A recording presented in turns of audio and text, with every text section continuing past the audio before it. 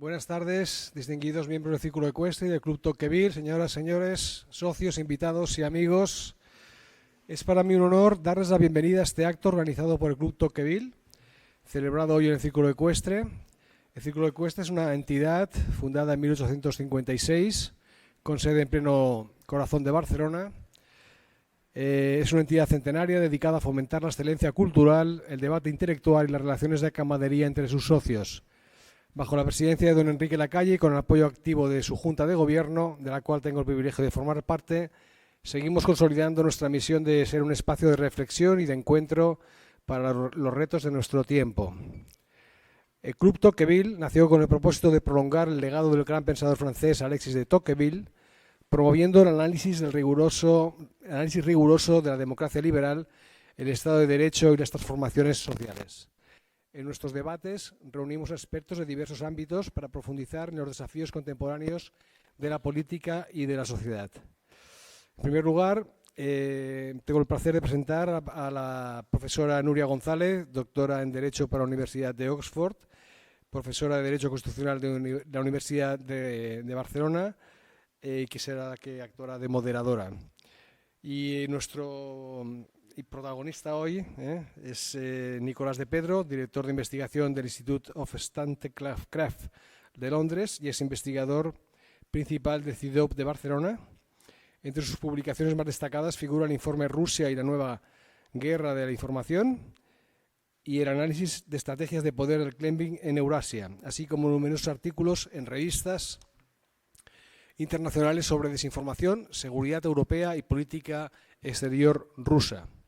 Su trabajo combina la rigurosidad académica con la experiencia de campo, ofreciendo una visión profunda de las dinámicas de poder que modelan el espacio postsoviético.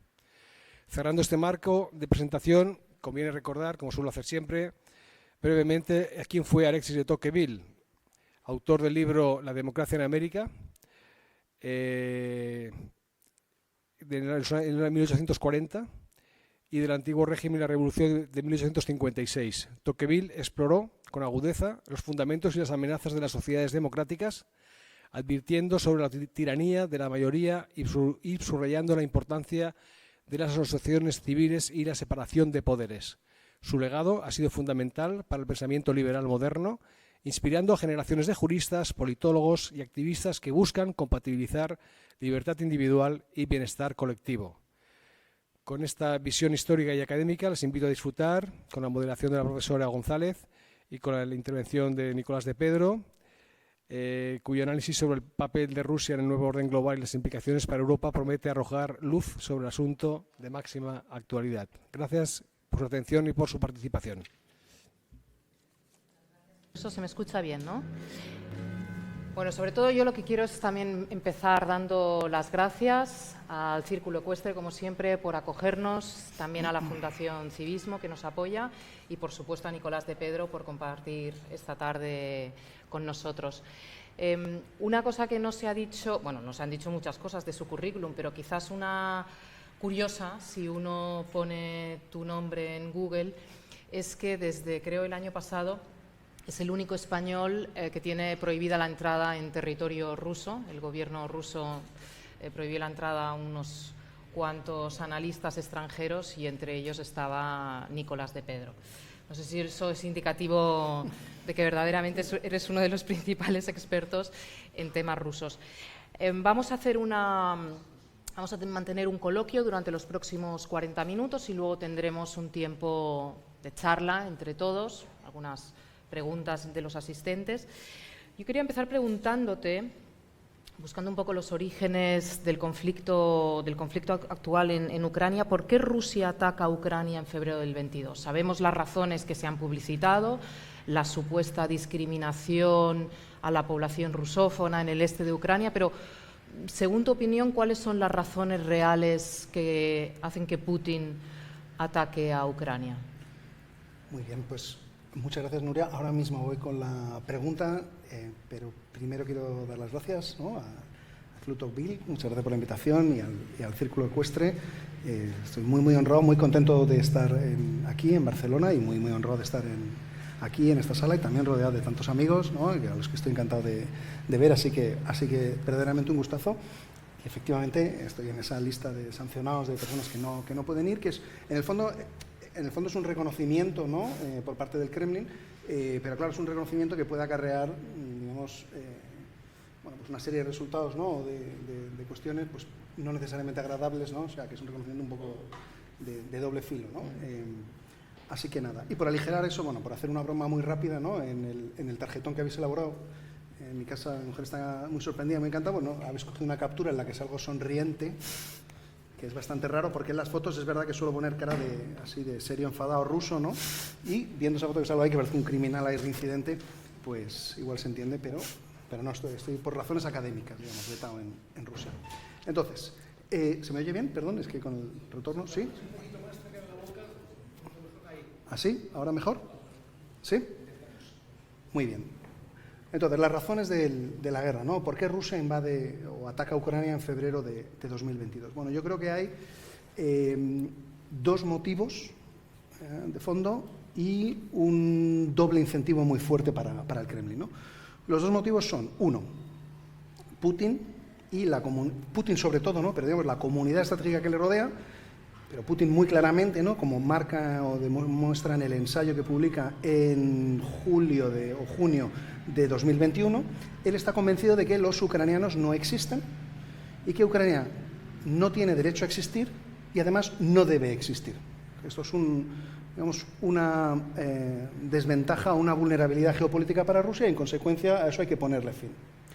El segundo motivo es que él está también convencido de que lo que ha sucedido en los últimos 30, ahora 35 años desde la caída de la Unión Soviética es injusto desde el punto de vista estratégico para Rusia y hay que revertir y de alguna manera hay que volver a una situación parecida a la que teníamos en el año 90-91, que no significa necesariamente reconstruir la Unión Soviética, pero sí recuperar ese equilibrio estratégico en Europa, ¿no? Rusia entiende que todo lo que ha sucedido estos últimos 30 años, el proceso de integración europea, ¿no? O sea, lo que cuestionan es que Unión Europea y OTAN sean las plataformas que tengan que articular el continente europeo. Y esto se ve en los dos pseudotratados que los rusos sacan en mediados de diciembre del 21, que funcionan un poco a modo de ultimátum. Si no firmáis estos tratados, uno con Estados Unidos y otro con la OTAN, pues atacaremos Ucrania, ¿no? Y en esos dos tratados, son de unos 10, 15 artículos cada uno, lo que vienen a decir es, bueno, hay que desmantelar la OTAN y volver, básicamente, no lo dicen así, ¿no? Pero digamos con lenguaje diplomático, pero es volver al estado, digamos, a la situación estratégica del año 90. Esos son los dos motivos de fondo, ¿no? Que motivan el ataque. Pero ¿por qué lo hace Putin, ¿no? Que hasta entonces Putin siempre había calculado mucho sus movimientos, muchos de ellos muy brutales, pero siempre muy calculados. O sea, yo me meto en la pelea cuando sé seguro que voy a ganar y por aplastamiento. ¿Y cuáles son los dos incentivos? El primero, él está convencido de que Ucrania no va a resistir ni tres días, que van a tomar Kiev en 3 días y en 3 semanas se plantan en la frontera con Polonia. Y está convencido por una doble razón, porque por su propio también desprecio hacia Zelensky, él está convencido de que no le va a aguantar un asalto, no le respeta como individuo, y además toda su comunidad de inteligencia, que esto es un fenómeno muy típico de las dictaduras, está convencida de decirle lo que quiere oír. Y entonces le dicen que los ucranianos están esperando y en cuanto demos un zarpazo, la resistencia va a ser mínima. Eso le incentiva. Pero es que además, europeos y americanos le llevamos diciendo varios años que tampoco vamos a hacer nada. Y en los meses precedentes a la guerra, el discurso es explícito. O sea, Biden repite varias veces explícitamente lo de que no habrá boots on the ground, ¿no? Que Estados Unidos en cualquier caso no pondrá tropas. Y en este momento la canciller alemana, Angela Merkel, y el presidente francés, Macron, bueno, no es que estén alineados con Rusia, pero dan mucho pie a entender, ¿no? A intentar ajustarse, a moldarse, a acomodarse a lo que pide el Kremlin. Entonces, ellos saben que, piensan, los ucranianos no van a resistir, europeos y americanos no van a responder ni van a hacer nada, en consecuencia no me genera nadie ninguna disuasión, no hay nada que me disuada de este ataque. Entonces, la combinación de los motivos con los incentivos pues hacen que se lance a esa aventura convencido de que va a ser una cosa prácticamente coser y cantar, ¿no? ¿Y hoy la situación cuál es en el terreno? ¿Rusia verdaderamente está ganando la guerra? Bueno, Rusia está lejos de sus objetivos estratégicos, es decir, todo esto, ¿no? Desmantelar. Cuando hablan de desmilitarizar y desnazificar Ucrania, quiere decir que Ucrania deje de existir o sea un protectorado o digamos, esté sometida estratégicamente a Rusia. Eso estamos lejos. Rusia está teniendo un nivel de bajas catastróficos, más de 1000 bajas al día, o sea, es una barbaridad. Puede rondar ya muy por encima de las 700.000 bajas en estos 3 años de guerra. Para hacernos una idea, en los 10 años de invasión soviética de Afganistán, que fue un motivo, digamos, de tensión política para la Unión Soviética, una de las razones que ayudaron o contribuyeron a su fin, las bajas fueron en torno a 15.000 en 10 años. O sea, aquí tenemos 15.000 prácticamente cada medio mes, cada 2 semanas. O sea que el volumen de bajas es extraordinario. El último año los avances prácticamente se cuentan por metros, o sea que realmente está lejos de esto. Ahora, ¿qué ocurre? Que esto es una guerra de atrición, de desgaste.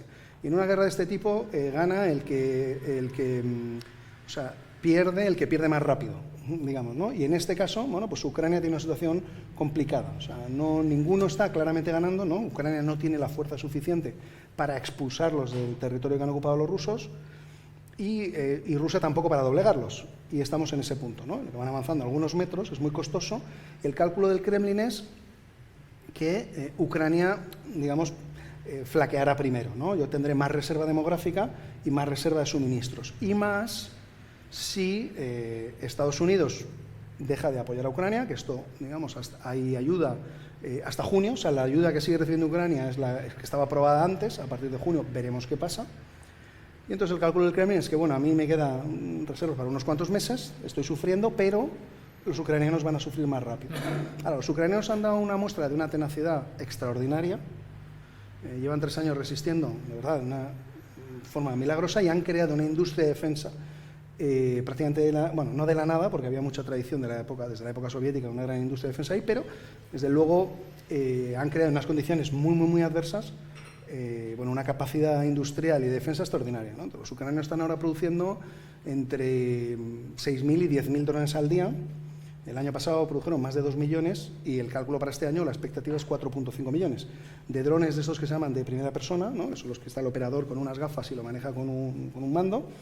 Y también unos 100.000 de los de ataque, los llaman de ataque profundo, ¿no? Los que pueden atacar en distancias muy, muy lejanas, ¿no? Las refinerías rusas o toda la zona de Moscú y más allá, ¿no? Entonces, bueno, ellos también tienen una capacidad de resistencia y de tenacidad muy, muy grande, pero aquí la variable clave es la nueva administración americana, ¿no? Con el presidente Trump. ¿Y qué pasa, ¿no? O sea, este es lo que puede ahora hacer que la balanza caiga de un lado o de otro es ese, porque en los últimos 2 meses lo que estamos asistiendo es Ucrania partiendo de una posición muy desventajosa, es tratar de convencer quién convence o quién consigue que Trump acepte que es el otro el que realmente no quiere la paz o porque él quiere ventilarse esto de tal manera que pueda tener un mensaje que venda, ¿no? Bueno, yo lo he arreglado, ¿no? Su promesa de 24 horas. Así que la variable clave es esa, que está por despejar todavía. Una cosa, antes de hablar de los Estados Unidos, claro, estás nombrando unas cifras verdaderamente asombrosas de bajas para los rusos. ¿No hay ninguna posibilidad de que en Rusia haya un movimiento de resistencia contrario a Putin, hartos, desgastados, ellos también por la guerra? ¿O lo ves absolutamente improbable que Putin pueda caer? Mientras dure la guerra, eso lo veo muy improbable. Lo que tuvimos este verano, el anterior, el motín de Prigozhin, que fue eso, un motín, no un golpe de Estado, ahí lo que se vio es que el sistema político es relativamente frágil, ¿no? O es bastante frágil. Y cuando hay una disputa, porque fue muy, muy espectacular, ¿no? El motín, al final, Prigozhin es un enfrentamiento entre élites, con quien se está enfrentando es con el ministro de Defensa entonces, con Sergei Shoigu, y hace este motín. Toma de forma sorprendente, ¿no? Rostov del Don, que es la capital desde la que se gestiona, digamos, la guerra, ¿no? Los elementos más logísticos. Ahí hay un vídeo que a Putin le debe de temblar las piernas, que es él está sentado con el número 2 del GRU, que es el Servicio de Inteligencia Militar, y están de compadreo diciendo lo inútil que es Shoigu, el ministro.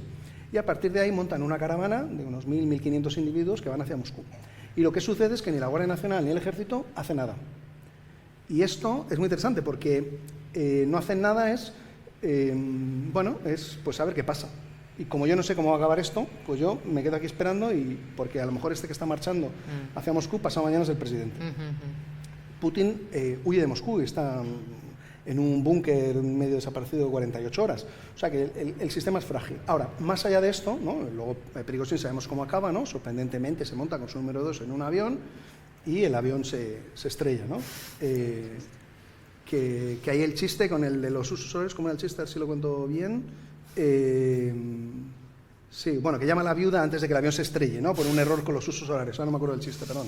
Pero que hay un chiste de estos, ¿no? Dice, ay, qué lío tal. Ay, no, ahí es verdad, perdona, no, que va a pasar en 2 horas, ¿no? Con tantos usos horarios, ¿no? Bueno, ahora, los rusos de a pie, ¿no? Más o menos los estudios sociológicos, ¿no? Que hace sobre todo un centro que se llama Levada, ¿no? Que es el último que queda independiente, con todas las dificultades que puede tener el estudio sociológico en Rusia, sus cifras son bastante consistentes a lo largo de los años, ¿no? Y desde luego los años de guerra. Más o menos hay un 20%, 15-20% de entusiastas de la guerra que al revés creen que se ha sido blando y que cómo es que no estamos ya bombardeando con armas nucleares no solo Ucrania, sino media Europa, ¿no? Yeah. Es lo que piensan, que ¿qué hacemos que no estamos ya destruyendo media Europa? Luego hay alrededor de un 10-15% activamente o claramente opuestos a la guerra, pero que, dadas las condiciones de Rusia, ¿no? Donde la oposición no se permite ni el más mínimo oposición, bueno, es una oposición silenciosa y desmovilizada, ¿no? Y luego hay pues 2/3 de la sociedad, más o menos, ¿no? De gente un poco indiferente, en tanto en cuanto la guerra no me afecte, no es mi problema, ¿no? Por eso el Kremlin es muy receloso o muy reacio a las movilizaciones, ¿no? Putin lo ha ido, va intentando evitarlo, sobre todo para que no afecte a digamos, la Rusia más europea, ¿no? A los jóvenes de Moscú y San Petersburgo, ¿no? Esta es un poco la idea. Ahora, la economía todavía rusa sobrevive, pero claro, han construido una economía que está únicamente orientada al esfuerzo bélico. El peligro para Putin es, bueno, si hay un momento, se calcula que a partir del 2026, ¿no? Realmente eso ya no será sostenible y la gente notará mucho el deterioro de las condiciones de vida. Porque entonces, de momento no lo están notando. De momento no tanto, o sea, los precios son más altos y, bueno, como todas partes, ¿no? Pues como aquí que el aceite, pues qué sé yo, ¿no? Pasó de, no sé, de 2-3 euros a 10. Bueno, pues sí, pero bueno, más o menos se puede navegar, ¿no? Sí. Todavía, digamos, una situación mucho más complicada todavía no ha llegado. Se espera, pero no está claro, ¿no? Estas son proyecciones, digamos, económicas.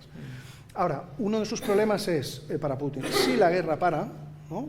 En la manera que sea, bueno, pues puedes tener del orden de 800.000 veteranos, ¿no? Acostumbrados a una guerra brutal, ¿no? Acostumbrados al saqueo, a todo tipo de tropelías, y es difícil desmovilizarlos, es muy probable que se desmovilicen quedándose con armas, ¿no? Las propias o capturadas ahí en el campo de batalla, ¿no? Que hay un montón, y pasan de... los combatientes tienen salarios altos para los estándares rusos, ¿no? 2.000, 3.000 euros, ¿no? Que no es muchísimo dinero, pero para los estándares rusos sí, y de repente, bueno, pues si vuelven a casa, igual tienes un problema, ¿no? Hay zonas, ¿no? Como Rostov del Don, donde la criminalidad está muy alta, ¿no? El número de asesinatos hay una gráfica, bueno, pues muy clara de que hay una correlación entre tipos desmovilizados que vuelven a casa y que cometen asesinatos, ¿no? O que se involucran en actividades criminales.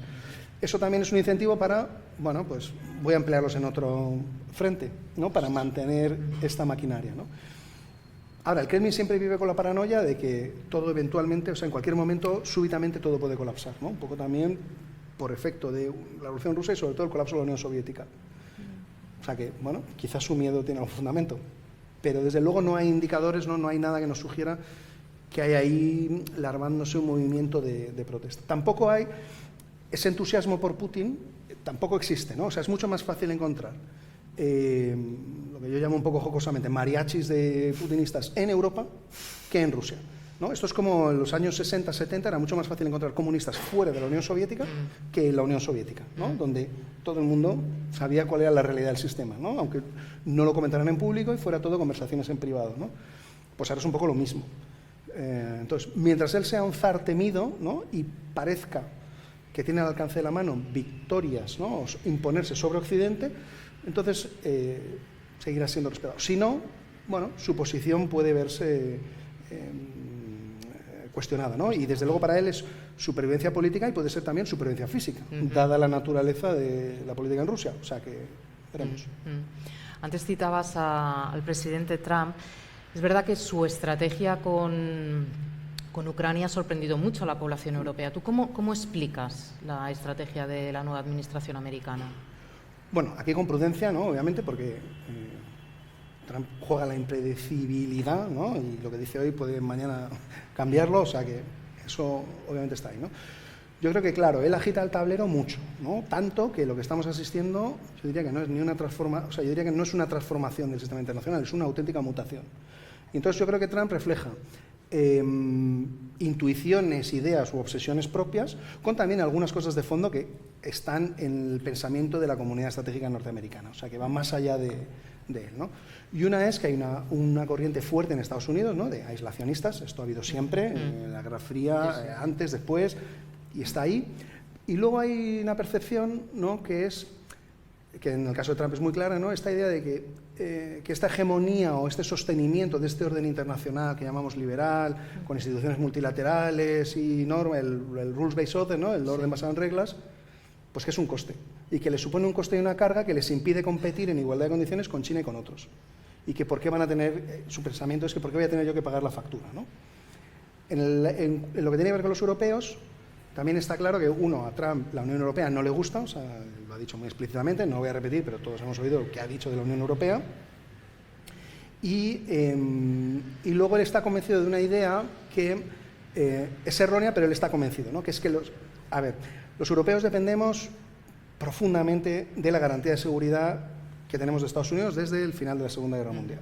Eso es una realidad insoslayable. Ahora bien, él está convencido de que, en el fondo, que nos paga la fiesta, y no es exactamente así. O sea, de todo el gasto de defensa de Estados Unidos, el presupuesto está en torno a los 800.000 millones de dólares, va a llegar casi al billón español, o sea, al trillón en inglés. Depende de las métricas y de qué se meta y qué no, pero Estados Unidos destina a Europa, digamos, a su postura estratégica en Europa entre el 4 y el 15% de lo que se gasta, o sea que no es tanto, ¿no? Y en mucha parte tiene que ver también con su proyección hacia el norte de África y Oriente Medio. En el caso, por ejemplo, las bases de Rota y Morón, el ángulo, digamos, es con cara hacia Oriente Medio, ¿no? Pero él está convencido, ¿no?, como que los europeos, es verdad, los europeos no invierten en defensa desde hace 30 años o más, desde el final de la Guerra Fría. Pero aquí también hay un doble dilema, porque cuando lo que no está claro, qué tipo de relación quiere tener con Europa, ¿no? Entonces, cuando pide que se invierta más, ¿no?, y dice, por ejemplo, el 5% del PIB, bien, pero claro, cuando se invierte en defensa, normalmente un país, cuando invierte mucho en otro, lo que está esperando también es que eso tenga una contrapartida, una garantía de seguridad, más con el caso de Estados Unidos. O sea, cuando Arabia Saudí va allí con la chequera y empieza a comprar todo lo que hay en Estados Unidos, aunque en muchos casos luego no lo puede usar porque no tiene personal suficientemente capacitado, ni la doctrina ni demás, pero le compra todos los juguetes, digamos, con vistas a, bueno, pues es que Estados Unidos es mi amigo y me va a proteger, ¿no? Por los europeos igual. Y entonces esto, bueno, luego, claro, él llegó con la idea de en 24 horas arreglo la guerra, o era la promesa electoral, ¿no? Esto era evidente que no se puede conseguir, porque, como digo, Rusia no está combatiendo ni por las cuatro regiones que controla, que ha ocupado parcialmente, sino que está cuestionando la existencia de Ucrania y el orden de seguridad europeo. Y eso no lo ha conseguido en el campo de batalla. Entonces, y claro, los ucranianos no van a aceptar, si no son derrotados, renunciar a su existencia. Eso no lo va a hacer nadie. Entonces, no es posible articular, ¿no?, una paz en 24 horas. Un alto el fuego, bueno, siempre puede establecerse, pero no una paz que sea sostenible en el tiempo mientras esos parámetros no cambien, ¿no? ¿Qué ocurre? Que él al principio llega convencido, yo creo, estoy seguro, vamos, de que la guerra es un poco, lo dice mucho, pues estoy convencido, que la guerra es una cosa de Biden, ¿no? Esta es la guerra de Biden, ¿no? Tenemos esta guerra por la administración Biden y hay una parte de los republicanos que han asociado a Ucrania como si fuera una causa de los demócratas, ¿no? Y ahí, bueno, yo creo que hay un equívoco, ¿no? O sea, no era necesariamente una causa de los demócratas. Y de hecho Biden tampoco, o sea, los ucranianos de hecho al principio no estaban particularmente inquietos o descontentos con la victoria de Trump, porque Biden desde el primer momento ha ido con mucho miedo, o los rusos le convencieron de que en cualquier momento vamos a cruzar el umbral y empezar la Tercera Guerra Mundial. Entonces Biden, su administración ha ido todo el rato con el freno de mano puesto. Te doy lo mínimo para no ser derrotado, pero no para que puedas ganar, porque me da miedo cuál puede ser la reacción de Rusia, y además también me da miedo que colapse el régimen ruso, que esto es un miedo con el que Rusia explota desde los años 90, que es que si yo colapso, pues fíjate lo que tienes aquí, ¿no? Mejor que esté yo, que no que tengas aquí un caos que va desde Moscú hasta Vladivostok, ¿no? Sí. Entonces va jugando con todo eso. Entonces lo de Trump, pues hay mucha incertidumbre, porque claro, fue una catástrofe para los ucranianos, la reunión en la Casa Blanca, ¿no? El enfrentamiento ahí con J.D. Vance y con el propio Trump, pero luego, bueno, se ven en el Vaticano, ¿no? Hacen esta foto tan simbólica, esta reunión, y a partir de ahí Trump, su discurso ha cambiado mucho. Y el acuerdo al que han llegado, el de los minerales, pues sin ser plenamente satisfactorio para Ucrania, pero desde luego es mucho mejor que el primer borrador, que era realmente inasumible para Ucrania. Y este al revés, es asumible para los ucranianos y aparentemente malo para Rusia. Entonces, está completamente abierto. Claro, para los europeos es un gran dilema porque sin Estados Unidos no tenemos defensa. Ahora, con los ucranianos, ahora lo que está diciendo la administración es si en 2 semanas, ¿no?, más o menos, esto no está arreglado, yo igual me desentiendo. Pero claro, no queda claro qué significa desentenderse. Desentenderte es que te retiras de Ucrania y también de Europa, porque entonces eso no es necesariamente malo para Rusia. O desentenderte es que tú ya no participas en las negociaciones de paz y mantienes tu suministro a Ucrania, ¿no? Entonces, todas estas incógnitas son las que veremos, ¿no? Y que harán que la cosa pues vaya hacia un lado o hacia otro. Pero que ahora, hoy, o sea, esto es como si fuera minuto y resultado del partido, ¿no? En este momento del partido, pues parece que va ganando, ¿no? Ucrania ha conseguido acercar a Trump, ¿no? O convencerle, o Trump quizás se ha dado cuenta de que Rusia no quiere la paz realmente, o sea, no entonces veremos, ¿no? Decías que los europeos, desde el final de la Segunda Guerra Mundial, de hecho el proceso de integración se puede ir construyendo gracias a que tenemos el paraguas norteamericano y nos podemos dedicar a otras cosas. Y también sabemos que la integración europea ha ido evolucionando a partir de crisis, que solo en los momentos de crisis es cuando hemos conseguido reunir suficientes voluntades políticas para dar un salto adelante. ¿Tú crees que en estos momentos estamos ante un momento fundacional en el proceso de integración y que aquella Comunidad Europea de Defensa, que bueno, es un proyecto pero fracasa rápidamente en el 54 porque los franceses no la ratifican, ¿tú crees que ahora podemos estar en un momento en que verdaderamente coordinemos los gastos en defensa y decidamos convertirnos en adultos y asumir la defensa del continente, aunque eso lógicamente va a suponer un gran coste? Bueno, no lo sé, o sea, la respuesta honesta es que no lo sé, si será fundacional. Lo que sí sé es que es un momento crítico, porque la realidad es esa, que sin el paraguas norteamericano, pues Europa no tiene defensa, ¿no? Y hay una variable ahí fundamental y de muy difícil resolución, que es lo que se llama la disuasión extendida, ¿no? Que es el paraguas nuclear americano, ¿no? Con la idea de, bueno, Estados Unidos tiene su arsenal nuclear, ¿no? Y, bueno, en teoría cubre a sus aliados, ¿no? Esto durante toda la Guerra Fría, las dos partes, ¿no? O sea, los soviéticos, los americanos y los europeos a su vez, ¿no? Entienden que esto está ahí vigente, que no hay ninguna duda. Sí, claro, dependerá de...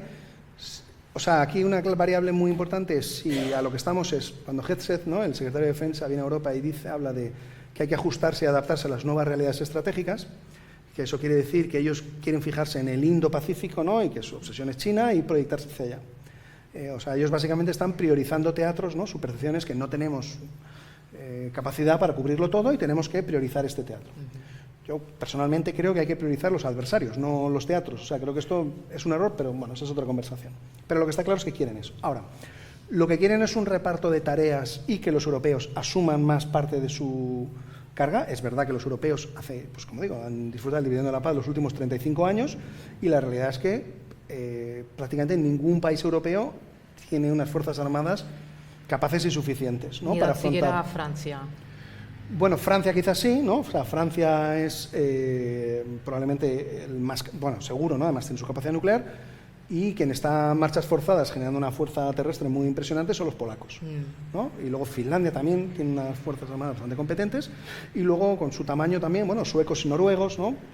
Pero hay otros que claramente no, ¿no? Y evidentemente el actor aquí, o en fin, el país clave es Alemania, que no tiene fuerzas armadas o las tiene sobre el papel, pero no en la realidad.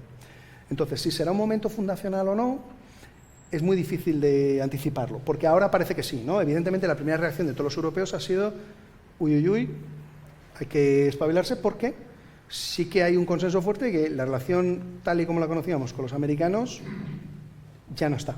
Eso es el mundo de ayer. Entonces, cuanto más rápido nos adaptemos al mundo de hoy, mejor. Ahora bien, Adaptarse no es fácil, porque el mundo al que vamos es peor, es menos atractivo y desde luego no es nada propicio para la Unión Europea, ni para los europeos, ni para nuestra pulsión o preferencia por el multilateralismo, las soluciones dialogadas, el no uso de la fuerza. Todo esto no es. Entonces va a ser muy difícil adaptarse a eso. En primer lugar, hay grandes diferencias entre los países en sus culturas estratégicas. Sí, claro, por ejemplo, España quiere, ¿no? Habla, ¿no? Bueno, vamos a intentar negociar con Europa para extender los plazos y demás. ¿Qué ocurre? Que el consenso entre los servicios de inteligencia europeos, ¿no? O euroatlánticos y los jefes de alto Estado Mayor es más o menos que hay una ventana entre 3 y 5 años para prepararse y estar listos para hacer frente a una eventual agresión rusa. Esa ventana, además, se puede reducir. Si la guerra en Ucrania se para, el ritmo al que los rusos están reconstruyendo sus fuerzas armadas puede acelerarse, porque obviamente ahora tienen un problema que están reclutando a 30.000 efectivos nuevos cada mes, pero prácticamente es un poco lo comido por lo servido, uso un poco la fórmula coloquial. Si dejan de tener ese volumen de bajas, tanto de efectivos como de equipamiento, vehículos y demás, y de gasto de munición, la rapidez a la que van a reconstruir sus fuerzas armadas va a ser mucho mayor. Si eso al mismo tiempo los Estados Unidos, digamos, la garantía de seguridad está como mínimo cuestionada, no sabemos cómo va a acabar, es una gran incógnita. Ahora cuento una anécdota yo creo que lo describe bien, pero claro, esos 3-5 años pueden ser menos. Eso no significa que, o sea, yo no estoy haciendo no tengo una bola de cristal y no estoy diciendo en 3 o 5 años va a pasar esto, no lo sé, yo no sé qué va a pasar ni mañana, o sea que no lo sé. Ahora, que Rusia tiene la intención y el deseo de testar el artículo 5 de la Unión Europea o el señor Fernández del 42.7 de la Unión Europea y dar un golpe a la mesa que provoque que los europeos se avengan ya a aceptar las condiciones que quiere imponer Moscú, sus intenciones y su deseo está claro, porque son explícitos, claros al respecto. Si lo va a hacer o no, dependerá de si los europeos somos capaces de generarles disuasión, que es lo que no generamos en el 22. Por eso los polacos están ya prácticamente invirtiendo el 5% de su PIB, porque la disuasión se genera de dos maneras, o por denegación o por represalia. Por denegación es que tu adversario piense que es imposible alcanzar los resultados que quiere conseguir, ¿no? Porque tienes una fuerza tan superior o tan potente que no lo va a conseguir. Si no, es la represalia, que no son excluyentes, o sea, que se puede trabajar en los dos tipos de disuasión. De momento, si los americanos no se la generamos. Y luego, además, aquí hablamos de Europa o de la Unión Europea, pero aquí lo que tenemos son estados. Y unos están más expuestos que otros, y Rusia puede intentar derrotarnos políticamente, no necesariamente militarmente. Entonces, claro, los países que están más expuestos son los bálticos. Entonces, con respecto a los bálticos, y también Finlandia, los escandinavos, pero muy claramente con los bálticos, lo que estamos viendo en los últimos meses, o los últimos 2 meses, es lo mismo que con Ucrania antes del 22. Entonces, hace nada han publicado un libro del Ministerio de Exteriores ruso con un prólogo de Lavrov, que el libro básicamente en 300 páginas para decir que Lituania no existe, que no es verdaderamente un país y que esto que llamamos Lituania, pues aquí no tiene que estar. Entonces, claro, Lituania, Estonia, Letonia, países que están muy, muy expuestos, son muy vulnerables. Sin los norteamericanos está por ver, ¿no? Que sean defendibles. Entonces, los europeos ahora decimos, no, sí, nos vamos a poner y demás. Bueno, sobre el papel, porque aquí no va, o no solo, de ajustar el presupuesto y ahora estas partidas las pongo aquí y ahora invierto un poquito más aquí. Bien. Si se producen los peores escenarios, o sea, si vamos al peor escenario, si Rusia decide testar la voluntad y resolución de los europeos, entonces veremos. Veremos porque la defensa al final va de estar dispuesto a asumir bajas y de estar dispuesto a asumir unos riesgos extraordinarios, para los que las opiniones públicas no están preparadas. Porque cuanto más periférico, ¿no? En este caso España muy periférica en este debate porque percibimos esto como, por razones geográficas e históricas, como lejana a nosotros. Es normal que sea así y es normal que la opinión pública lo perciba así. Pero claro, si lo percibe así es muy difícil explicar que tú vas a gastar muchos recursos que tarde o temprano, por mucho, en fin, no quiero entrar en discusiones, digamos, de política doméstica, pero tarde o temprano van a tener que salir otras partidas, o sea, sí. Y entonces, pues eso tendrá costes y tendrá quien esté a favor o quien esté en contra, o quien no le parezca oportuno, quien piense que esto no va con nosotros. Y habrá en algunos casos malos argumentos, pero también buenos argumentos, que si lo nuestro es el sur, etcétera. O sea, que es una conversación complicada. Entonces, si Europa va a conseguir articular una defensa, porque claro, hay países, que, por ejemplo, Polonia, ¿no? O los propios bálticos o los escandinavos, que tienen claro que tenemos que hacer algo, ¿no? O sea, ellos sí se lo están tomando muy en serio y tienen un sentimiento de urgencia muy, muy importante. Francia, antes comentaba que Macron, digamos, pues, antes de la guerra, pues, en fin, todas sus acciones no habían sido las mejores, ¿no? Sí. Digamos, ahora ha dado un giro de 180 grados. ¿Qué ocurre? Y él está convencido ahora de que Francia, ¿no? Y la comunidad estratégica francesa está muy impulsando esta idea de la defensa europea se va a articular en torno a Francia. Claro, aquí el problema es que Alemania puede aceptar eso, ¿no? Los alemanes esto no les suena necesariamente mal, pero Polonia, los escandinavos, los nórdicos, bueno, tienen suspicacias porque tienen desconfianza por razones históricas y también porque, bueno, sabemos que la mitad del electorado francés no comparte necesariamente ese posicionamiento. Entonces, todo, si está sujeto a que puede cambiar en cuanto haya unas elecciones en 2 años o 3 o cuando sea, pues no es suficiente garantía, ¿no? Entonces, al modelo al que vamos, que es un modelo que a España no le gusta, es al de Coalition of the Willing, ¿no? Coaliciones de voluntades, que es que aquellos países que tienen una agenda o intereses más claros y compartidos va a haber cooperación, llamémoslo cooperaciones reforzadas usando el lenguaje de la UE, pero que es que ya lo tenemos. Hay una cosa que es el Joint Expeditionary Force, el JEF, que lideran los británicos junto precisamente los bálticos y los escandinavos, y que es exactamente eso.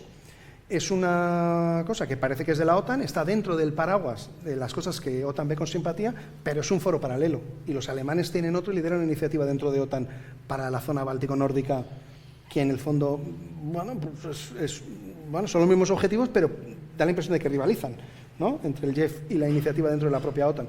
¿Qué ocurre? Que en esta fuerza pues no hay regla del consenso. No se puede paralizar la toma de decisiones. Y además los países están ahí porque quieren, ¿no? Bueno, en la OTAN también, pero es otro formato, ¿no? Otra dinámica. O sea que ya veremos, ¿no? Y esto a España, ¿por qué digo que no le gusta? Porque España piensa en clave de las grandes instituciones, ¿no? O Unión Europea o OTAN. Y que sigan como siempre, y que estemos todos sentados alrededor de una mesa muy grande y que las decisiones se tomen poco a poco y que poco a poco nos vayamos adaptando y a ver si conseguimos que esto se diluya y no vayamos a estos escenarios que suenan un poco catastróficos, ¿no? Y mal. Y que, insisto, yo no estoy haciendo ni predicciones ni anunciando el fin del mundo y no sé lo que va a pasar, o sea que no es ni un pronóstico ni una predicción, pero que no se pueden no considerar, claro. Porque en el febrero del 22, o sea, en el otoño del 21 hacia el febrero del 22, el consenso, pero extraordinariamente abrumador en Bruselas, Berlín, París, Roma y Madrid, era que en ningún caso habría invasión, que los rusos nunca iban a invadir. Y lo digo sin ninguna arrogancia ni ninguna soberbia, pero que literalmente éramos dos diciendo, yo tampoco hacía un pronóstico y decía una predicción de sí va a haber invasión. Lo que sí decía es que todos los indicios apuntan a eso y los incentivos que recibe el Kremlin son para que se lance, porque cuanto más le digamos que no nos vamos a preparar porque estamos seguros de que no va a haber invasión, y una de las razones era por qué había ese convencimiento tan fuerte. Bueno, el Kremlin jugaba el engaño estratégico, ponía sus campañas de desinformación, todo eso juega, pero también había una idea que es que los europeos hemos borrado la guerra de nuestra mente. Y nos parece que está mal desde todos los puntos de vista. Desde el punto de vista moral, desde el punto de vista económico, desde el punto de vista político. Nos parece que es una mala forma de resolver los problemas. Y es resultado del éxito del proceso de integración europea. O sea, ahora nos parece inconcebible una guerra entre Francia y Alemania, o entre España o Francia e Italia, o España-Francia, o España-Reino Unido, aunque el Reino Unido se haya ido. Y eso es un gran éxito del proyecto de integración europeo. Y entonces hemos asumido que, como nosotros pensamos así y hemos asumido que, oye, si tenemos una disputa por lo que sea, es mucho mejor sentarnos y buscar una solución que no será plenamente satisfactoria para ninguno, pero aceptable para los dos, pero no significa que todos los actores piensen así. Y desde luego, tal y como piensa el Kremlin, la actual comunidad estratégica rusa, ellos piensan en unos términos radicalmente distintos. Y termino ya con esto, porque su cálculo de costes y de beneficios es radicalmente distinto al nuestro. Por ejemplo, cuando Trump repite muchas veces, ¿no?, estas últimas semanas, es que es una tragedia y tal, que están muriendo 5.000, ¿no? Repiten mucho, 5.000 soldados mueren cada semana. Es verdad, ¿no? O sea, está bien que él quiera parar eso, por supuesto, pero lo que no... O sea, para pensar es que Putin todavía no ha dicho nunca nada de eso. Y Putin piensa que son muchas... Obviamente sabe que son muchas bajas, pero su cálculo de si son muchas o pocas será en función de los resultados de la guerra.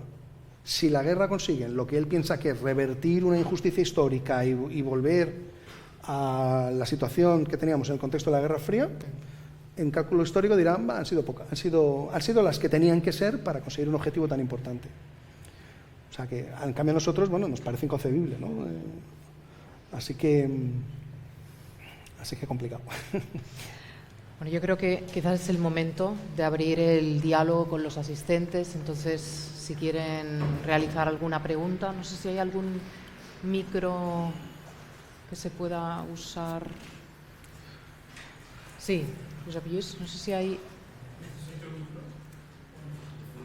Yo creo que hay algún micro, quizás. Sí. Sí. Mejor con el. Aquí. Muchas gracias. ¿Esta ¿Me oye? funciona? Sí, se oye. Muchas gracias por la explicación, que me sugiere varias preguntas, pero me concentraré en la esencial. ¿Podrías aportar la documentación de la voluntad del gobierno ruso de invadir Europa? Lo que sí sabemos seguro es que desde 2008 Putin ha repetido en numerosas ocasiones que no aceptaba y que era una cuestión vital para Rusia la expansión de la OTAN. Que los norteamericanos prometieron a Gorbachev a cambio de que autorizada la unificación de Alemania, que no se produciría. Han incumplido durante 20 años y durante 15 años Putin ha estado diciendo que no lo admite, que no puede ser. La respuesta de Occidente, de Europa y de Estados Unidos fue organizar las sublevaciones de Maidán, cambiar el gobierno de Kiev, poner a gente partidaria suya, quitar a los partidarios de Putin, financiar todo esto según la señora Nuland.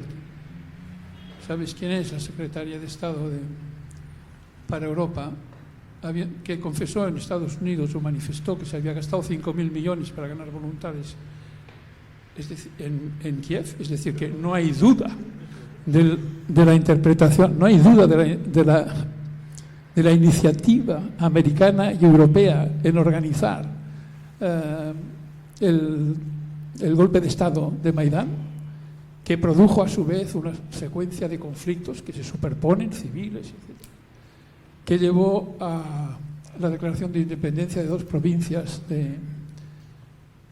del país, que llevó a un conflicto interno que provocó 15.000 muertos, que son lo que a su vez provocaron la decisión de Putin de invadir. Los países bálticos que tienen tanto miedo... Yo creo que ya está el punto... Acabo. Sí. Los países bálticos que tienen tanto miedo están negando los derechos políticos básicos al tercio de la población rusa que vive en ellos. Y sus gobiernos se insisten en el peligro que tienen de la invasión rusa, cuando Rusia no tiene ningún interés en invadir los países bálticos. Lo que ocurre es que igual podría tenerle a llegar interés en defender los intereses, los derechos de los ciudadanos rusos que están siendo discriminados en los países bálticos. Vale. Pero vuelvo a mi pregunta inicial. ¿Cuál es la evidencia de que Rusia quiere invadir Europa? Vale. Hacemos quizás una ronda de preguntas y entonces así ya puedes contestar de manera conjunta. ¿Alguien más quiere hacer...? Aprovecho que tengo el micrófono. Un segundo. Bueno, es una cuestión que abre muchas preguntas y todos tenemos, lo vivimos cada día, ¿no? Claro, todos tenemos ganas de preguntar. A Putin lo pusieron los magnates que se quedaron las industrias del Estado cuando se produjo la privatización. ¿Son capaces de quitarlo? ¿Cómo está esa circunstancia? ¿Cómo afecta? ¿Quién sostiene a Putin, por un lado? Y después, ¿cómo puede afectar los cambios que se pueden producir en Europa a nivel político, ¿no? Es decir, la derecha más extrema, o bien, ¿cómo puede influenciar en eso? Y ahí acabo y lo dejamos. Vamos a ver, yo voy a ir un poco más allá. ¿Se oye? Sí. Porque he leído bastante sobre este tema que me interesa mucho. Empezamos diciendo que Europa no pinta nada. ¿Estamos de acuerdo? Estados Unidos por un lado, China por otro, Rusia por otro, Europa no nos han ni llamado para esto de la paz en Ucrania. O sea, no somos nadie. ¿Cuál es la manera? Porque este es el problema. No es el problema si Ucrania hay paz o no hay paz, ya llegará. El problema es Europa. ¿Queremos ser o no queremos ser? Esta es la pregunta. Para querer ser, yo he leído bastante y me parece que está bastante acertado, aunque parece imposible, la gran Europa. Es decir, Europa con Rusia juntos, y tendríamos un poder militar y económico para enfrentarnos, o por lo menos plantar cara a Estados Unidos y a China. Para hacer esto, hoy parece que el Putin este no está para la labor, pero bueno, no es un tema de Putin de 10 años, es un tema de estrategia a largo plazo. Si a largo plazo preparáramos las condiciones para que Rusia entrara en Europa, si ganamos primero un enemigo o un adversario, lo convertimos en aliado. Todo esto de la hora de armarnos más y venga guerra y venga tal, se acaba, o por lo menos se diluye. Lo que pasó entre Francia y Alemania, que gracias a la Unión Europea se acabaron las guerras históricas de toda la vida, podría pasar entre Rusia y Europa. Y esta para mí es la única solución, por difícil que parezca. Y tendríamos que empezar a trabajar con esto, y no pensando en Putin, que es un criminal, es igual el Putin. Lo que interesa es el país, y el país es Rusia. 140 millones de habitantes con los que podemos comerciar libremente. Oye, sería bueno para todos. Sí. Sí. Juan, querías... Juan Arza, ¿no? Quiere... Y ahora, después Hola, de esta, gracias. si quieres... Se me oye más o menos bien. A ver, yo voy a hacer algunas preguntas un poco ingenuas y muy generales. Y a ver, la pregunta en el fondo es cómo hemos llegado hasta aquí. ¿Cómo puede ser que ese Putin con el que recibía tantos elogios por parte de los mandatarios occidentales, que parecía, pues, en fin, el hombre deseado por tanto los europeos como los norteamericanos, porque todos sabíamos que era un bicho, que era un mal bicho, pero ya nos interesaba un personaje de esa calaña al frente de Rusia, ¿no? Porque siempre hemos tenido aquella idea de que Rusia es un país que tiene que ser dirigido con mano de hierro, por un personaje de estas características, etcétera. Pero ¿cómo puede ser, qué factores nos han llevado hasta febrero del 22? Y que efectivamente una nación que yo creo que mucha gente contemplaba con simpatía, digo esto a riesgo de ser etiquetado de putinejo, no, pero es toda la vida he sentido simpatía por Rusia, admiración por su cultura, por sus escritores, compartimos una base civilizatoria, en fin, ¿cómo puede ser que ahora estemos a este nivel de enfrentamiento como si siguiera siendo la Unión Soviética, como si fuera una amenaza, repito, civilizatoria? Y todo ello cuando, pues, el gran riesgo tal vez a nivel civilizatorio para los europeos es China. Es quien nos está invadiendo con sus productos, es quien tiene una manera de pensar y de concebir el mundo radicalmente diferente a la nuestra. ¿Cómo puede ser que Rusia se esté incluso aproximando a China y nosotros estemos empujándolo, si se quiere decir así, hacia ese tipo de alianza, ¿no?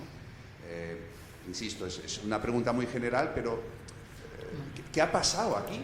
¿Cómo se ha podrido de esta manera la relación con Rusia y no la hemos conducido de otra manera? Vale, perfecto. Bueno, yo creo que lo cortamos aquí y así puedes responder. Muy bien, pues muchas gracias por las preguntas. Voy a intentar responderlas a todas brevemente en fin. Y además voy a poder agrupar las tres preguntas, creo, más o menos. Entonces, ¿dónde está la base documental, ¿no? Que prueba, ¿no? O que muestra esta intención del Kremlin? Bueno, esto en los dos tratados que antes, o pseudotratados a los que antes me refería, ¿no? Que los rusos hagan en el 21, y a literalmente infinidad de declaraciones públicas, tanto de Putin como de Lavrov, ministro de Exteriores, como de muchos otros altos dignatarios, en las que dejan, en fin, son claros y muy explícitos en cuanto a sus intenciones y a lo que exigen, ¿no? De hecho, por ejemplo, Lavrov en diciembre del 21, si no me falla la memoria, da una entrevista con Solovyov, ¿no? Que es uno de los presentadores más famosos de la televisión rusa, Y se refiere está hablando de todo esto y se refiere a la OTAN, dice, o sea, se refiere a todos los países de Europa Central y Oriental, se refiere a territorios que habían quedado sin dueño con la descomposición del Pacto de Varsovia. Y este es el nudo gordiano del asunto, que es que para el Kremlin todos los países que están entre Berlín y Moscú, bueno, no son exactamente estados soberanos y plenamente independientes, sino que además, que por razones históricas, entre otras la cuestión de la Segunda Guerra Mundial, pues son países que el Kremlin considera que es su legítimo botín estratégico dominar la mitad del continente europeo. Y aquí el problema no es lo que opine yo, no es lo que opine Victoria Nuland, no es lo que opine Soros, Bill Gates o quien sea, o Kissinger o quien sea. Aquí la clave son los millones de personas que viven en estos países. En el caso de Ucrania, la variable fundamental son eran 42 millones antes de la guerra, ahora con todos los que se han ido y demás, pues bueno, 30 y tantos millones largos que viven en Ucrania y que dejan muy claro con su disposición a dar su vida que no están por la labor de ser vasallos dominados desde Moscú. Ya está. Esa es la variable fundamental. Si usted ve la televisión rusa, ¿no?, cualquier noche, es que son constantes las amenazas, ¿no? El expresidente Medvedev, si le sigue usted en sus redes sociales, verá que el volumen de amenazas contra los europeos es prácticamente diario, ¿no? Evidentemente esto pasa un poco como el cuento del pastorcito. Cuando las hacía las primeras veces y decía que iban a borrar del mapa al Reino Unido en 10 segundos, pues el primer día generó muchos titulares y demás. Pero claro, 3 años, ¿no? Porque viene el lobo, evidentemente baja el nivel de repercusión pública, ¿no? Pero él es constante, este tipo de amenazas, o sea que son muy explícitos y claros en sus intenciones y en sus deseos. Es que es abrumador, digamos, no es que venga yo y cuente algo que me parece que me han dicho o alguien me ha comentado que no sé qué, es que verdaderamente es abrumador. O sea que, entonces, si lo van a hacer o no, pues no lo sé. Como digo, yo no hago pronósticos ni esto no es la quiniela.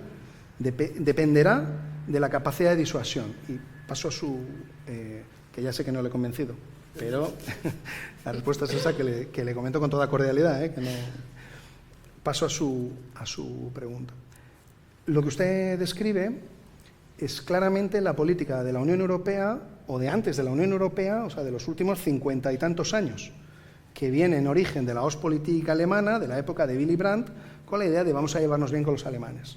La primera tubería grande con la que se empieza a exportar gas ruso a Alemania es de los años 80, o sea, empieza a construirse al final de los 70 y es en la época de Reagan, o sea, cuando la crisis de los euromisiles y demás, y ya los americanos empiezan a decir, oye, ¿cómo es posible que con estos tíos nos vamos a destruir y al mismo tiempo vosotros estáis enchufando una tubería para alimentar vuestra industria, ¿no? ¿Por qué? Y esa política alemana, de la Ostpolitik, que luego es la que asume Gorbachev, que él lo llama la Casa Común Europea, es esta idea. Y los alemanes meten esta idea, porque son el motor de la política europea hacia Rusia, en todo lo que tiene la política europea de los últimos, pues, 30 y tantos o 40 años ya. ¿Qué es?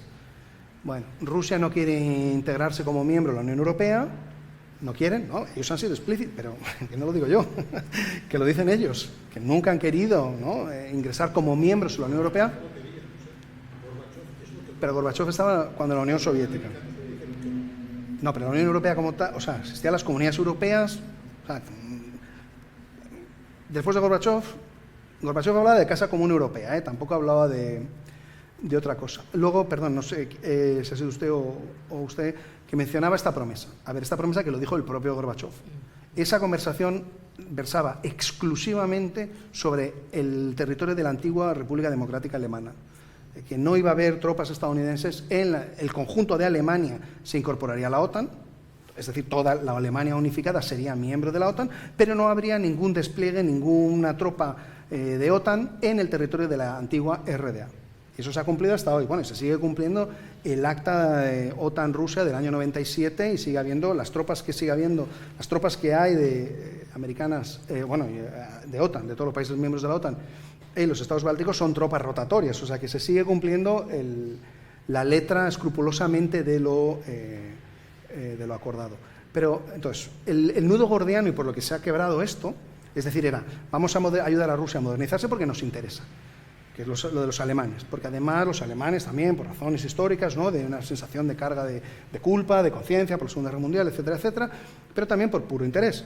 Nos interesa que a Rusia le vaya bien, ellos nos van a suministrar gas que alimenta a nuestra industria, la hace competitiva, es un suministro confiable y esto, en el caso de Rusia, todo el proceso de integración europea y la relación con Rusia sigue la lógica de, bueno, en este caso la frontera seguirá ahí, pero será irrelevante, ¿no? Haremos tanto comercio, nosotros invertiremos ahí y ese será el instrumento, ¿no? El comercio, las relaciones económicas será el instrumento que articulará un espacio pues desde Lisboa hasta Vladivostok y estaremos todos felices y contentos. ¿Eso por qué se trunca? Pues porque en el Kremlin no aceptan que todos los países que formaban parte del antiguo Pacto de Varsovia son países plenamente soberanos e independientes. Y mientras esa variable y mientras ese pensamiento no cambie, es difícil. Porque Rusia piensa que estos países son vasallos y que es una falta de respeto, ¿no? O sea, para Putin interpreta que es una falta de respeto que pues Ursula von der Leyen, no cualquiera, vaya a Kiev y hable con el presidente de turno ucraniano. Y no vaya a Moscú a pedir permiso o a hablar o a hacer el debriefing y demás. Bueno, pues esto es que no tiene por qué ser así, porque si los aceptamos como países plenamente soberanos e independientes, pues ese es el tema. Sobre lo de no expansión, sino ampliación de la OTAN, bueno, es que son decisiones soberanas de estos países. Además, conviene recordar que la OTAN es una organización de naturaleza defensiva, que su única fortaleza es el artículo 5. El artículo 5, esta idea de los mosqueteros, ¿no? Un ataque contra uno es un ataque contra todos, además está ahora claramente cuestionada, o sea, y ya veremos si sobrevive la OTAN o no, porque eso, digamos, su fortaleza de siempre históricamente ha radicado en que estaba detrás el primo zumosol, es decir, Estados Unidos. En cuanto se pierde esa garantía, pues ya veremos si la OTAN pues es un tigre de papel mojado o tiene alguna relevancia o no. Pero ninguno de estos países representa una amenaza militar para Rusia. Rusia no ha afrontado ninguna amenaza militar. Yo reto a cualquiera, de verdad, a sacar un documento, una declaración, algo donde haya algún europeo o cualquiera de la comunidad euroatlántica sugiriendo algún tipo de amenaza o de ataque a Rusia o algo. Es que no hay ninguna. Y ¿Estados Unidos qué pinta en todo esto? Estados Unidos. Pero además es que hay una cosa. En los últimos 35 años los europeos no hemos invertido en defensa. Esto es una realidad objetiva. O sea, los ejércitos europeos están todos jibarizados. Se han convertido en ejércitos muy pequeñitos, pensados para proyectar fuerza a misiones en el exterior, en lugares remotos y lejanos. Afganistán, Irak, crisis en el continente africano, lo que fuera. O sea que no hay ninguna amenaza y eso ha ido reduciendo el gasto y ahora uno de los dilemas es que ¿cómo disuadimos a Rusia si no tenemos a Estados Unidos? O sea que no hay ninguna amenaza militar para Rusia. O sea, Rusia no ha afrontado ninguna amenaza militar. Es un problema de incomprensión. ¿Por qué se ponen misiles en Polonia, en Checoslovaquia? No. Se hizo Rusia en Cuba y los americanos enseguida fuera. Aquí los americanos hacen la guerra y los rusos son los Que no hay ningún misil ni que viole ningún... Que no, de verdad que no. Bueno, da igual, que no le voy a convencer. Pero ya le digo yo que yo creo que la variable es al revés. O sea, la pregunta es ¿por qué todos los vecinos de Rusia, salvo China y Corea del Norte, perciben a Rusia como una amenaza existencial? Esta es la variable. Noruegos, suecos, finlandeses, estonios, letones, lituanos, polacos, moldavos, ucranianos, kazajos, georgianos. Esta es la variable fundamental, no a la inversa. Entonces, los europeos hemos tardado mucho en aceptar esta realidad porque el plan era el que usted escribía. Tener esta buena relación, si es que sobre el papel no tiene ningún sentido y que la Unión Europea comerciando con Rusia sería un win-win, por supuesto. Los estados europeos que quieren, lo que no quieren de ninguna manera, pero es deep state, es la unión Alemania-Rusia. Porque se pierde... Pero mira, Alemania ha cambiado radicalmente, el 22 ha sido la propia Rusia la que ha cambiado radicalmente y Rusia ha perdido. El establishment tradicional, encantado del diálogo. En Rusia ha perdido el establishment alemán tradicional, lo han perdido ellos. O sea, tanto el SPD como la CDU, había casi un poco más en el SPD, pero vamos, en los dos partidos, infinidad de personas de firmes creyentes en esta idea de la Ostpolitik, de la relación con Rusia. Y han estado siempre tratando de aplacar y pensar que es que los polacos exageran por razones históricas, bueno, lo entendemos, vamos a darles algo aquí y a ver si se calman. Los bálticos, venga, a ver si se les pasa. Los ucranianos igual. Y al final, los alemanes, en el 22, se tragaron la píldora amarga y asumieron públicamente que se habían equivocado. O sea, y lo que dijo Olaf Scholz era, lo del side event este famoso, el cambio de época, era esto. Y han perdido Han ganado a otras fuerzas, no me acuerdo quién preguntaba, perdón, sobre otras fuerzas políticas, lo preguntó usted, perdón, otras fuerzas políticas emergentes en Europa, con las que Rusia obviamente cuenta con que si hay un cambio de equilibrios de poder político en Europa, ¿no? Evidentemente si en Francia gana la señora Le Pen, se puede presentar o quien la sustituya, o en Alemania, no digamos, hay un canciller de la AfD, obviamente esto es un cambio radical del contexto y que puede ser plenamente favorable para Rusia. ¿Qué ocurre? Que por eso precisamente el establishment tradicional alemán ha variado sustancialmente. E incluso en el ámbito de negocios, que siempre ha sido, digamos, uno de los motores detrás de todo esto, porque precisamente hacían muchos negocios en Rusia y las inversiones alemanas en Rusia eran muy elevadas, no solo en el tema energético, sino en todos los ámbitos, pero se han dado de bruces porque han acabado asumiendo, digamos, la percepción que estoy describiendo, y de que este era el problema. En tanto en cuanto esa identidad imperial de Rusia no cambie, eso puede cambiar, o sea, los países cambian. España tenía una identidad imperial muy fuerte cuando era un imperio y ahora no. Ahora produce mofa cuando si alguien piensa que España puede recuperar esa identidad imperial. Franceses y británicos les ha costado, pero han asumido su realidad de ya no ser un imperio y tienen, bueno, sus cosas, ¿no? El Brexit es en parte, hay un poco de nostalgia imperial también, hay un poco de todo. Mientras Rusia no cambie eso y piense que su solución es, en lugar de mirar hacia el futuro, pensando en modernizar el país, la solución es volver hacia una mezcla entre el imperio soviético y el zarista, mezclando ambos, ese es mi futuro, pues inevitablemente eso va a generar fricciones con todos los vecinos e inevitablemente con prácticamente el conjunto de Europa. Y ese es un poco, también tu pregunta, Juan, ¿cómo hemos llegado hasta aquí? O sea, es ese, o sea, ese es un poco el camino. Y esto es lo que ha ido generando este choque o esta fricción que ha ido acumulándose, y que es lo que piensa Putin que tiene que revertir, y que tenía esa oportunidad y que todavía la tiene relativamente al alcance de la mano según cómo evolucione la relación transatlántica, ¿no? Y aquí otra variable, ya concluyo si me estoy enrollando en 2 minutos y no me olvido de la pregunta de los oligarcas, es la cuestión obviamente de China también. Sí, perdón, lo mencionabas tú, Juan, la cuestión de China.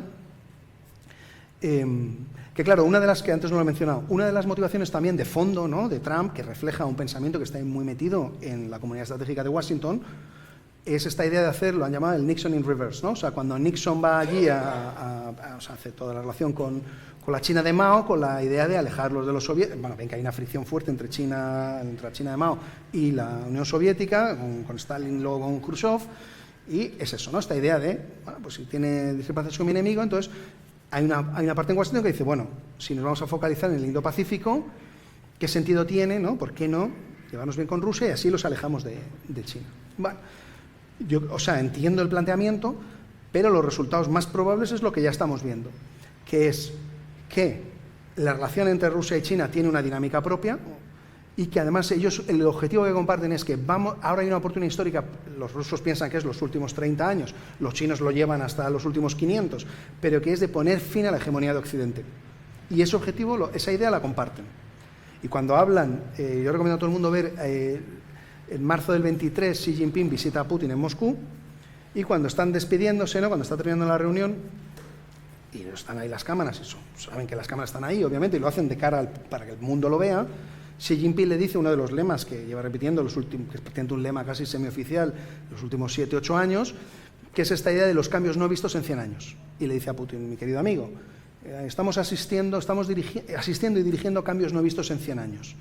No, estamos asistiendo a cambios no vistos en 100 años y los estamos dirigiendo juntos. Y Putin le dice, ¿están los autores? Sí, estoy de acuerdo, mi querido amigo, vamos a seguir trabajando juntos. O sea, es esta idea, que igual que la Guerra Mundial, ¿no?, la Segunda Guerra Mundial marca el mundo de los siguientes 70 años, lo vemos ahora, ¿no?, en perspectiva vemos claramente que el mundo que conocemos, ¿no?, las Naciones Unidas, el Bretton Woods, todo tiene que ver con los resultados de la Segunda Guerra Mundial. Su percepción es que ahora estamos asistiendo a un cambio que va a ser igualmente profundo y va a marcar las próximas décadas. Y ellos ven una oportunidad histórica. Sí. Es lógico lo que hace Trump, que es alertarnos sobre el peligro de China y priorizarnos sobre otras cuestiones. Correcto, pero el resultado de lo que está consiguiendo, digamos, abriendo tantos frentes, ¿no?, y claramente él desprecia o no ve valor a las alianzas, lo que está consiguiendo es al revés, que Europa esté cayendo en brazos de los chinos, ¿no?, y esté resultando mucho más fácil para China penetrar en Europa. En el caso de España, yo creo que es bastante público y notorio que esto está sucediendo. Sí, muchos más países, sí, hombre, menciono España porque estamos en España, pero... Sí, por supuesto, pero...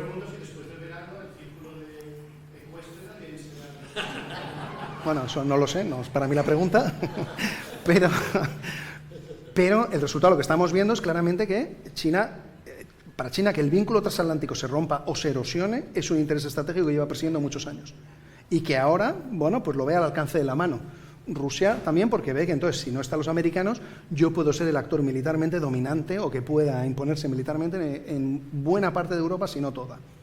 Que no significa necesariamente invadir y llegar hasta los Pirineos, pero ejercer una coerción estratégica que obliga a los europeos a aceptar cosas que de otra manera no aceptarían. O sea, que el problema con el Nixon in reverse, ¿no?, que puede tener sentido, o sea, que se entiende la lógica, es que no está consiguiendo necesariamente, al menos de momento, esos resultados, sino los contrarios, ¿no? Ya se habla del Nixon a la inversa, el reverso del Nixon a la inversa.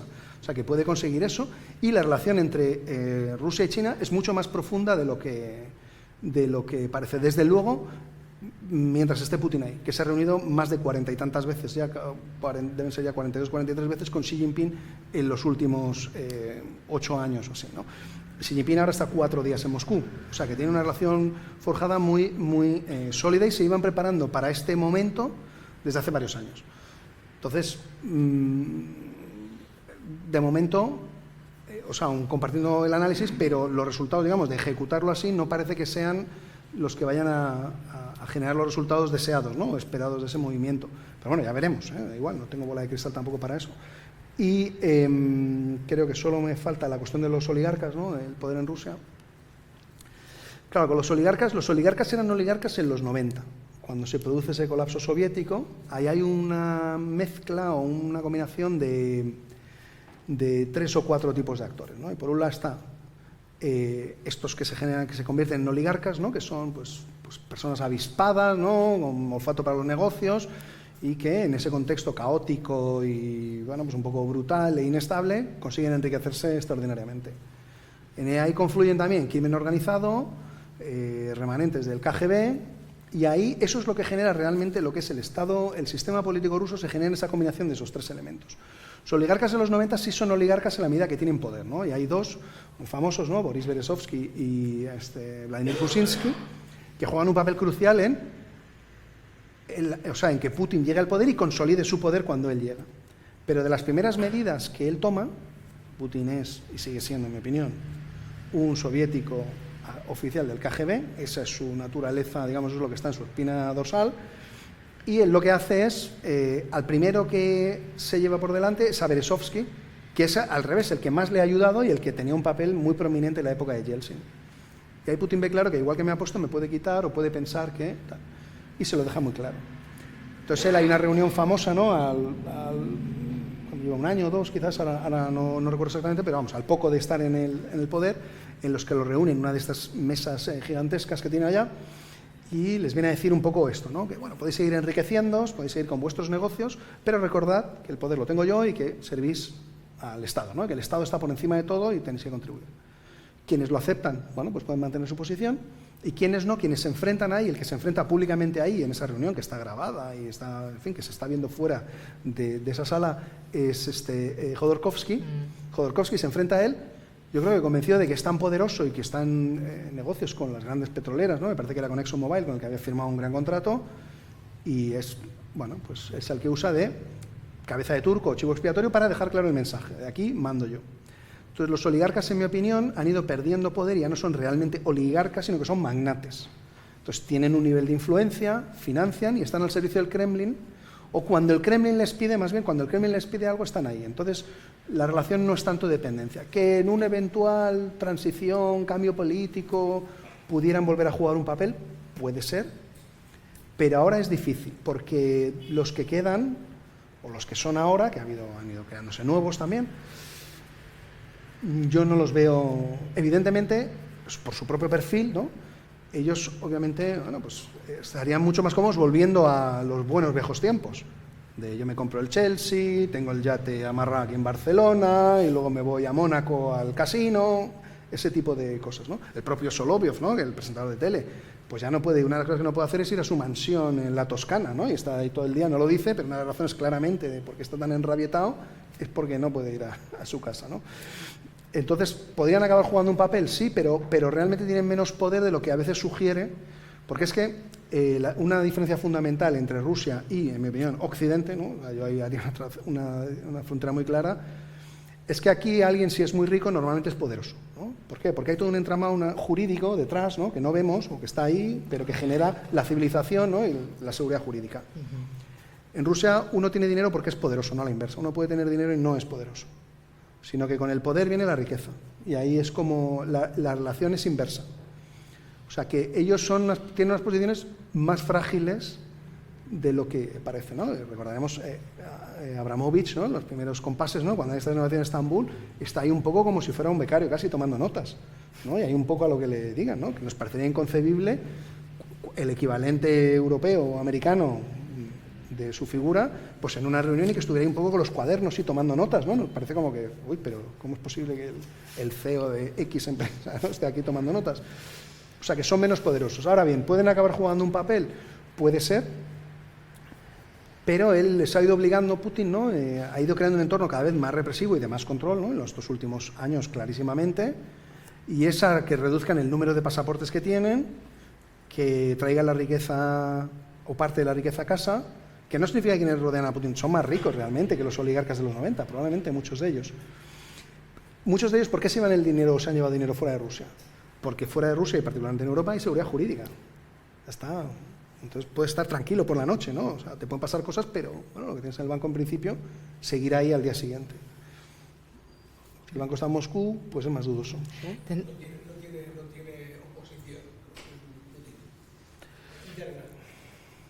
Por el cambio, si cae, como usted ha dicho antes, que ciertamente esto nos preocupa mucho más que Putin, o sea, que Sí. ese Putin se hunde, ¿usted tiene conocimiento de si hay alguien que lo sustituya? Porque hemos de recordar que Putin era el sustituto de aquel que iba siempre borracho. Sí, Yeltsin. Sí, sí, no, bueno, él es mortal, ¿no? O sea, no, eso sí lo puedo decir con rotundidad, ¿no? Él es mortal y como el resto de mortales, pues algún día su tiempo acabará. Ahora, ¿cuándo va a ser? Yo no sé si es, igual, no hago pronósticos, no sé si es mañana o dentro de 15 o 20 años, yo qué sé, no lo sé. Entonces ese recambio, si está, no está claro. Los rusos sí preferían, y concluyo con esto, ya no me lo más, los rusos sí preferían, desde hace muchos años, ¿no? El modelo precisamente ese, de transición apadrinada por él, o sea, el modelo Yeltsin-Putin, y que Putin eligiera un reemplazo, y los rusos aceptaban eso porque los rusos lo que temen, ¿no? Lo que temen es el caos. ¿Por qué? Porque no hay instituciones, el sistema político es muy endeble, no hay realmente ni rule of law, ni verdaderas instituciones, por mucho que haya una Duma muy grande y muchas otras cosas que nos dé la apariencia, pero es una apariencia. Realmente ahí el poder es un poder descarnado, duro y que se resuelve por el poder más duro y más brutal. Entonces, esa idea de una transición apadrinada por Putin, a muchos rusos no les parecía una mala solución. Ahora, con el contexto de la guerra, parece muy improbable. Pero bueno, como es la solución preferida por los rusos, pues dejemos esa puerta abierta. Quizás es eso, ¿no? Porque desde luego lo que no quieren ni las élites, ni yo diría la gran mayoría de ciudadanos rusos, ¿no? Mi impresión, me puedo equivocar obviamente, pero es este caos, ¿no? O sea, que el riesgo, el caos, la incertidumbre, ¿no? O sea, que el mundo colapse como pasó con la caída de la Unión Soviética, de repente de la noche a la mañana se desvanece todo, ¿no? Es que esa idea de que en 24 horas uno se desvanece y pierdes cualquier certeza, ¿no? Eso es lo que no quieren. A partir de ahí, muchas gracias, Nicolás. Yo creo que es uno de los grandes, hemos tratado una de las grandes cuestiones. Yo creo que nos ayudas a entender un poco mejor lo que es Rusia. Yo creo que hay mucho desconocimiento en España, no acabamos de entender bien la mentalidad. Y nada, acabar diciendo que sí que es verdad que es momento para que España y también todo el conjunto de la Unión Europea pensemos en los valores que queremos promocionar y el tipo de sociedad que queremos ser. Yo no sé si el modelo es ni Rusia ni China, creo que quizás nuestro modelo es el de la democracia liberal y eso desde luego no está en el este. Pero bueno, gran tema. Muchas gracias por estar aquí. Yo creo que vamos a seguir debatiendo estas cuestiones los próximos años. Y a ustedes muchísimas gracias por asistir. Nos vemos en próximas ocasiones. Muchas gracias. Muchas gracias. Muchas gracias. Gracias.